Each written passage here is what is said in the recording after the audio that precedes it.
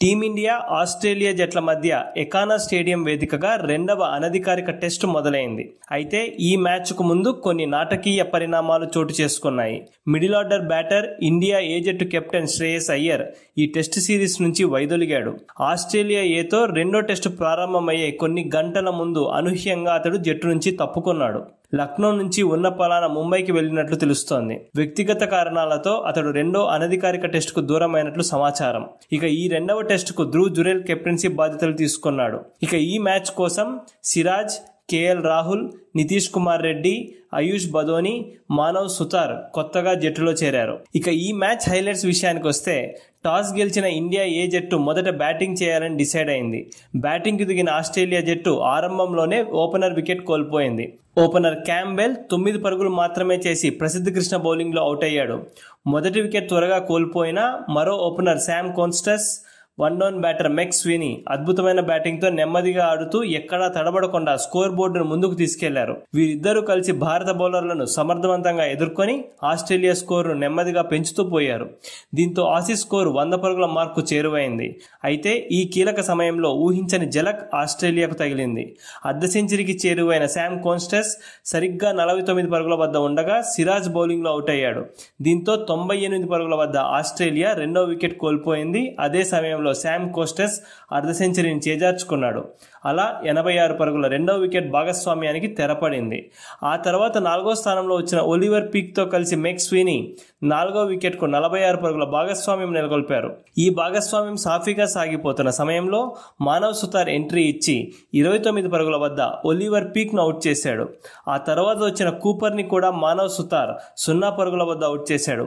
ఒకవైపు వికెట్లు పడుతున్నా మెక్ స్వీనీ మాత్రం సూపర్ బ్యాటింగ్తో అర్ధ సెంచరీ పూర్తి చేసుకున్నాడు. 150 పరుగులకు 4 వికెట్లు కోల్పోయిన తరుణంలో మెక్ స్వీనీ, జోష్ ఫిలిప్పి మరొక కీలక భాగస్వామ్యానికి తెరలేపారు. వీరిద్దరూ కలిసి 5వ వికెట్కు 52 పరుగుల భాగస్వామ్యం నెలకొల్పి ఆస్ట్రేలియా ఏ స్కోరును 200 మార్క్ దాటించారు. వీరి భాగస్వామ్యం మరింత ప్రమాదకరంగా మారుతున్న తరుణంలో భారత బౌలర్లు మరోసారి విజృంభించి ఆస్ట్రేలియా నడ్డి విరిచారు.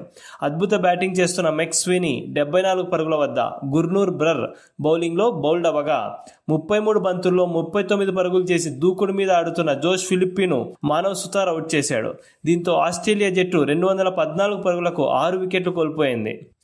ఈ పరిస్థితుల్లో ఆస్ట్రేలియా జట్టు 250 లేదా 300 స్కోర్ లోపు ఆల్అౌట్ అవుతుందా అని అనిపించింది. కానీ 7వ స్థానంలో వచ్చిన ఎడ్వర్డ్స్, టైలెండర్ల సాయంతో ఆస్ట్రేలియా స్కోర్ను ముందుకు తీసుకెళ్లాడు. లోయర్ ఆర్డర్ బ్యాటర్ల సహకారంతో ఎడ్వర్డ్స్ మంచి బ్యాటింగ్తో దూసుకుపోయి తాను అర్ధ సెంచరీ పూర్తి చేసి ఆస్ట్రేలియా స్కోర్ 250 మార్క్ దాటించాడు. ఒక పక్క ఎడ్వర్డ్స్ బాగా ఆడుతుంటే మరో ఎండ్లో ఉన్న బ్యాటర్లను మానవ్ సుతార్ అవుట్ చేయడం మొదలుపెట్టాడు. సదర్లాండ్ను 10 పరుగుల వద్ద, రోక్చియోలిని 2 పరుగుల వద్ద మానవ్ సుతార్ అవుట్ చేశాడు.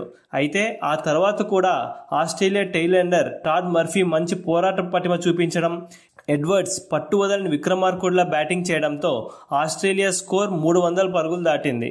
చూస్తుండగానే ఎడ్వర్డ్స్ సెంచరీ వైపు దూసుకెళ్లాడు. అయితే 88 పరుగుల వద్ద ఉండగా ఎడ్వర్డ్స్ను గుర్నూర్ బ్రర్ అవుట్ చేశాడు. అలా ఎడ్వర్డ్స్ మంచి బ్యాటింగ్ చేసినా సెంచరీకి చేరువ కాలేకపోయాడు. ఇక ఎడ్వర్డ్స్ అవుట్ అయ్యాక కొద్దిసేపటికి మొదటి రోజు మ్యాచ్ ముగిసింది. మొదటి రోజు ఆట ముగిసే సమయానికి ఆస్ట్రేలియా జట్టు 9 వికెట్లు నష్టపోయి 350 పరుగులు చేసింది. మర్ఫీ 29 పరుగులతో, హెన్రీ 10 పరుగులతో క్రీజ్లో ఉన్నారు.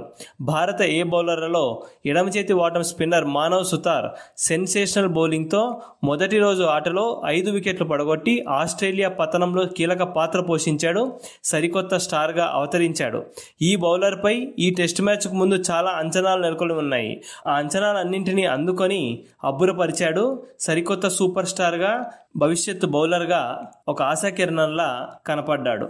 ఇక మిగతా బౌలర్లలో గుర్నూర్ బ్రర్ 2 వికెట్లు, ప్రసిద్ధ్ కృష్ణ, సిరాజ్ చెరొక వికెట్ దక్కించుకున్నారు.